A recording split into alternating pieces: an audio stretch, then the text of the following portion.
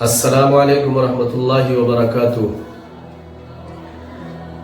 تیمم کے بیان کے قسط نمبر 4 میں آپ تمام ناظرین کا استقبال ہے۔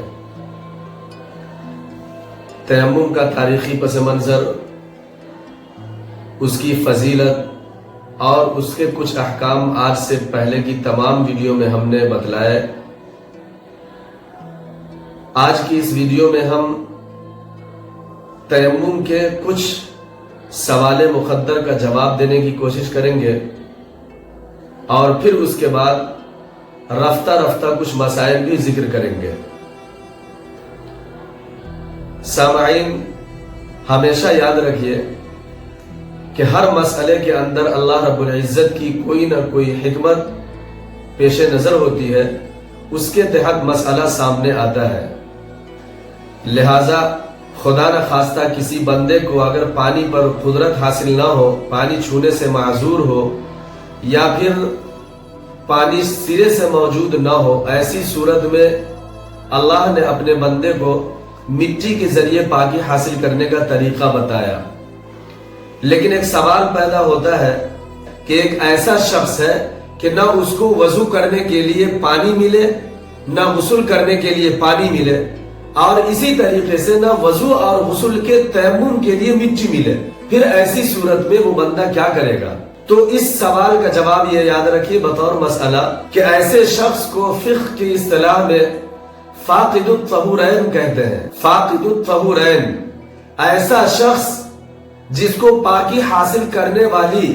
دونوں چیزوں میں سے کوئی بھی چیز میسر نہ ہو، اور پاکی حاصل کرنے کی دو چیز ہے، ایک یا تو پانی، اور اگر پانی موجود نہ ہو یا پانی موجود ہو اور اس کے چھونے سے معذور ہو تو پھر مٹی۔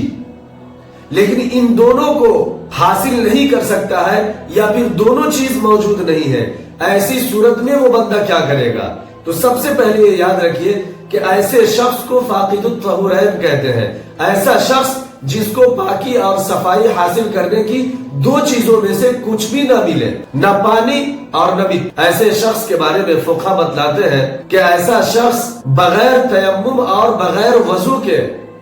رکوع سجدہ کر کے نماز پڑھ لے گا۔ مثال کے طور پر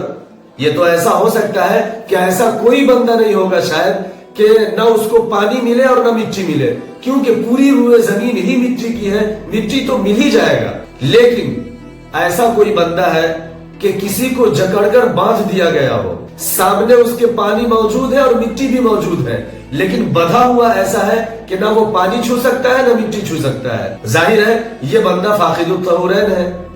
نہ یہ مٹی کو پکڑ سکتا ہے، چھو سکتا ہے، نہ پانی کو چھو سکتا ہے۔ یا اسی طریقے سے کوئی ایسا مریض ہو، ایسا انسان ہو جس کو اتنا زیادہ مرض لاحق ہو گیا ہو کہ اس مرض کی وجہ سے وہ بندہ ہل بھی نہ سکتا ہو، پانی موجود ہے، پانی کو ہل کر چھونے کی طاقت نہیں، مٹی موجود ہے، مٹی کو چھونے کی طاقت نہیں، اور نہ اس بندے کے پاس کوئی ایسا شخص ہے جو اس کو وضو کرا سکے یا تیمم کرا سکے، تو ایسا شخص فاقد الطہورین فقہ کی اصطلاح میں کہلائے گا۔ ایسے شخص کو فقہ اجازت دیتے ہیں کہ آپ صرف رکوع اور سجدہ کر کے اپنی نماز کو اسی حالت میں ادا کر لیں۔ جب آپ کی طبیعت ٹھیک ہو جائے گی، پانی پر قدرت حاصل ہو جائے گی، تیمم پر قدرت حاصل ہو جائے گی، آپ تیمم کر سکتے ہیں یا پھر پانی ہے تو وضو کر سکتے ہیں، پھر اس کے بعد اپنی اس نماز کو جس کو آپ نے صرف رکوع اور سجدہ کیا ہے، بغیر قرأت کے نماز پڑھی ہے، اس نماز کو آپ پھر لوٹا لیجئے۔ اگر خدا نہ خواستہ اسی حالت میں آپ کی موت ہو گئی تو پھر اللہ آپ کو اس نماز کے بارے میں نہیں پوچھے گا۔ لیکن اگر اسی طریقے پر آپ نے نماز پڑھ لی اور پھر پانی چھونے پر، مٹی چھونے پر قدرت حاصل ہو گئی اور اس کے بعد آپ نے اپنی نماز کو نہیں لوٹایا وضو کر کے یا تیمم کر کے، تو آپ پھر نماز کے چھوڑنے والوں میں شمار ہوں گے، تارک الصلاۃ میں شمار ہوں گے، اور آپ کو اس کا گناہ ہوگا۔ یا پھر وہ شخص جس کو باندھ دیا گیا ہے کھول دیا جائے تو ظاہر ہے سامنے اگر پانی موجود ہے وضو کرے گا، اگر پانی موجود نہیں، مٹی ہے تو تیمم کرے گا۔ لہٰذا اگر کوئی بندہ نہ پانی چھونے پر قادر ہو نہ مٹی چھونے پر قادر ہو، ایسا شخص فاقد الطہورین کہلاتا ہے، اور ایسے شخص کو بغیر وضو، بغیر تیمم اور بغیر غسل کے صرف رکوع اور سجدے کے ساتھ نماز پڑھنے کی اجازت ہے۔ اب ظاہر ہے اگر کوئی بندہ بندھا ہوا ہے تو رکوع سجدہ بھی مکمل نہیں کر سکتا ہے، تو وہ اشارے سے کرے گا، قرأت کی بات آئے گی وہ قرأت نہیں کرے گا۔ لہٰذا ہم تمام ناظرین سے یہ عرض کریں گے کہ یہ مسئلہ فاقد الطہورین کا جو مسئلہ ہوتا ہے یہ ایسا مسئلہ ہے جو شاذ ہے،